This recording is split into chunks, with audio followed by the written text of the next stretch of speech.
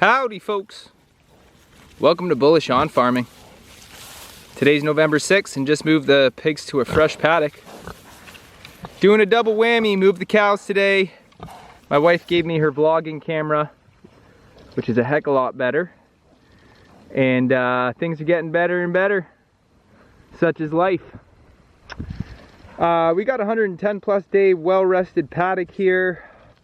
Pigs have been on pasture technically since March when we had them out there in our permanent fenced area, and we have our breeders in there as long as some young growers sectioned off. Got to get the breeders out, gonna put the young growers in there, and they could probably just come out here because they're wire trained, and we're gonna keep them out here.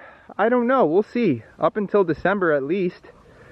No need taking them off the pasture. The only thing that I want to be mindful of is now that we're not getting any regrowth, not grazing too far into the field, because we want to use this for a calving pasture come May. Have the cows on May 1st, which we did this year.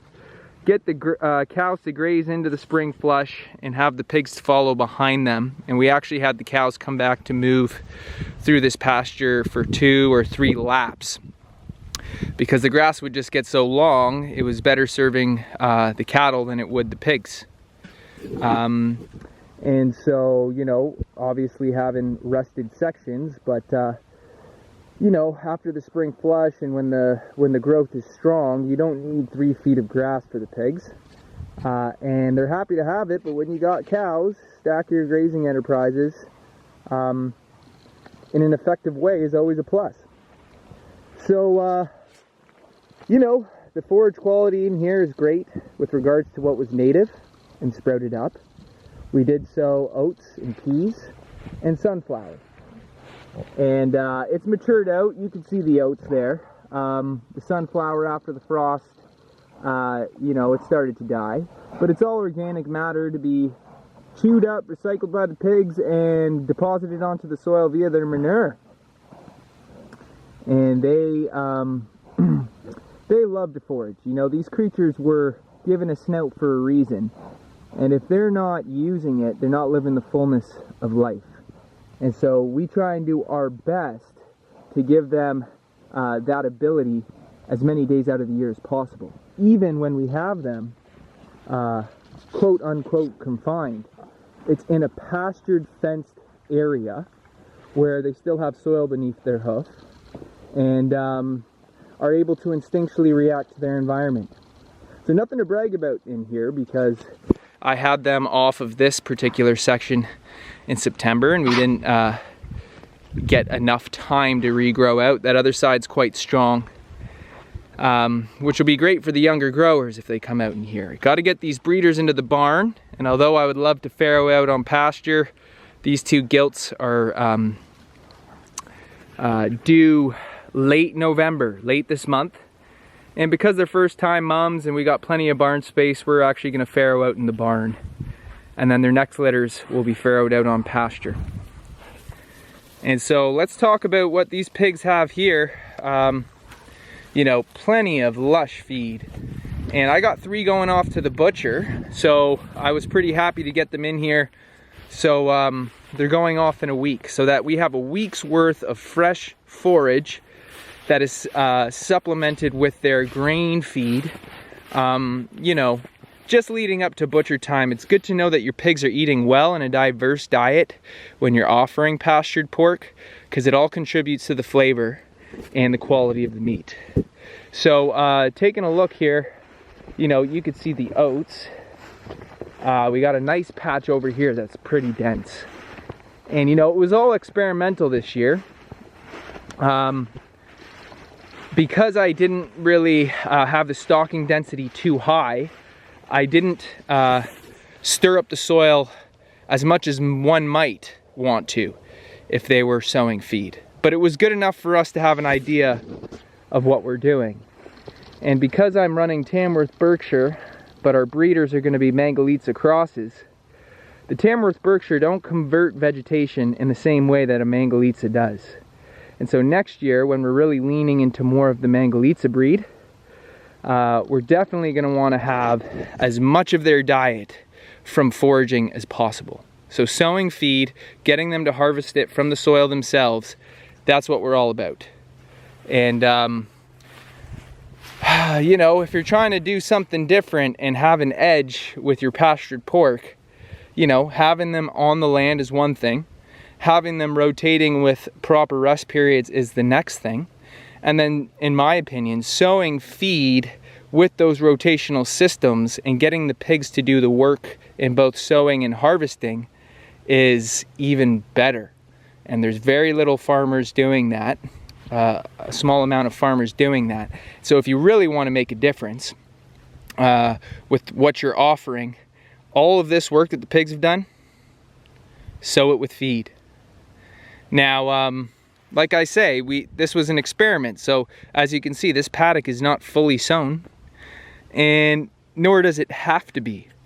But with all this work that the pig has done, all the native species is going to come back. Why not add more high energy feed for them to put into their belly and take your pastured pork to the next level?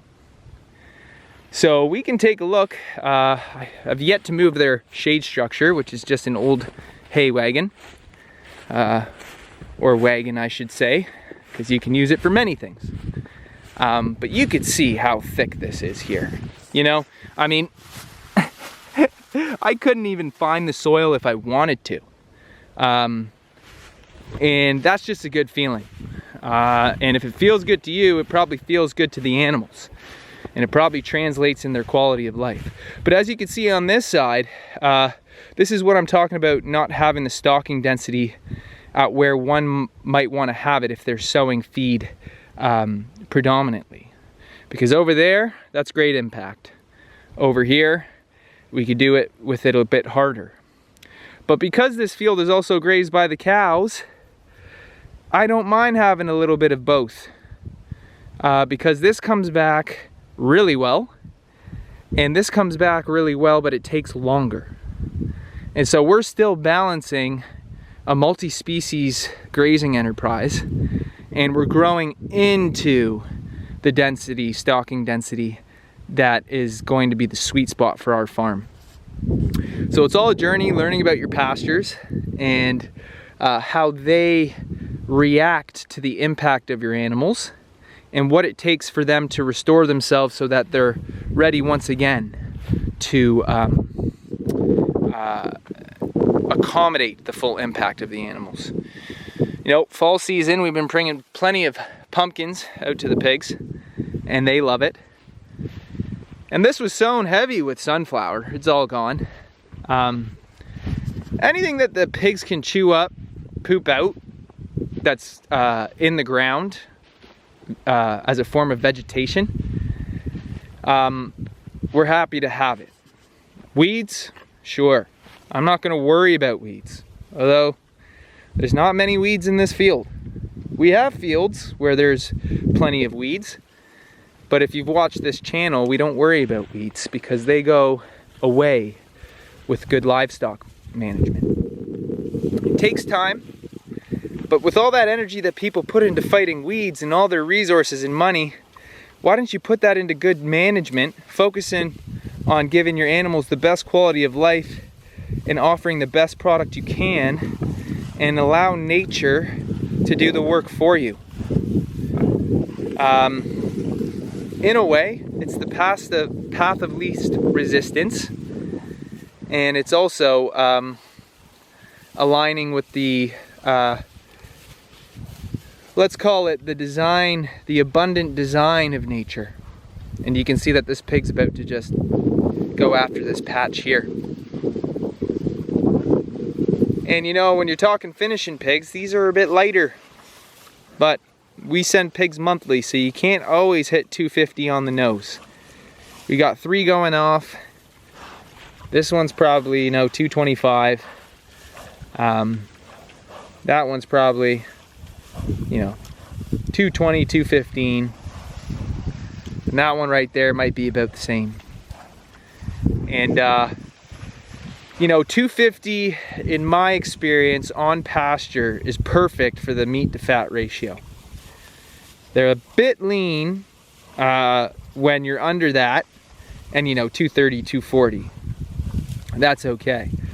But once you're under 225, I find they're a bit lean for my liking, but because most people think lean is a good thing, and I'm not gonna say it isn't, but there's definitely a benefit to pasture-raised fat, especially if you're eating more of a natural diet and you can't, you know, acquire fat from processed foods. You'd be craving that fat. But, you know, then again, I'm not a connoisseur. I do prefer fat on the meat because it gives it so much flavor and juice, and it's a natural part of consuming the animal. But anyways, underneath 225, if I had a choice, it's a bit lean as a producer for me when you're talking about the quality of the meat. But like I say, people don't mind lean meat, and you can see that these pigs are just going at it. They found a gold mine, and I'm sure I'm going to come in tomorrow and all this is going to be gone. So along with all the grain that I'm feeding them, which we've taken corn and soy out of their diet now, it's primarily oats, peas, mixed wheat, and barley, soaked in raw milk and organic eggs from our farm. This stuff that they're eating makes me feel good, because when they're not eating the grain that I've provided, they have energetic feed for them to continue consuming up to their butcher date. And so anyways, folks, we're at about 12 minutes here. I'll cap it off now. I'd like to say thanks for stopping by, and God bless you all. We'll see you on the next one.